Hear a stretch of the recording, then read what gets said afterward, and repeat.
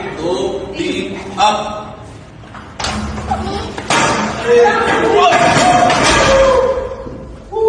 ராஜஸ்தானைச் சேர்ந்த power lifting வீராங்கனை Yastika 270 kilo எடையுள்ள பாரை தூக்கும்போது எதிர்பாராத விதமாக அவரது கழுத்து மீது விழுந்த அதிர்ச்சியூட்டும் காட்சிதான் இது. ராஜஸ்தான் மாநிலம் பிகானரில் உள்ள உடற்பயிற்சி கூடத்தில் 17 வயதான பவர் லிப்டிங் வீராங்கனை யாஷ்டிகா பயிற்சியில் ஈடுபட்டிருந்தார்.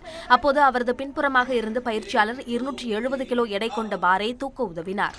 யாரும் எதிர்பார்க்காத விதமாக யாஷ்டிகா தடுமாறி கீழே சரிந்த நிலையில் அவர் தோள் மீது வைத்திருந்த 270 கிலோ பார் அவரது கழுத்து மீது விழுந்தது.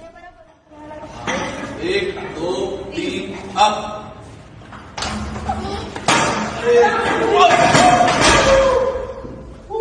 இந்த கோர சம்பவத்தில் யாஷ்டிகா பரிதாபமாக உயிரிழந்தார். சப் ஜூனியர், சீனியர் என பல்வேறு பிரிவு போட்டிகளில் பங்கேற்று தங்கம், வெள்ளிப் பதக்கங்களை குவித்த யாஷ்டிகாவின் மரணம் விளையாட்டு ஆர்வலர்கள் மத்தியில் சோகத்தை ஏற்படுத்தியுள்ளது.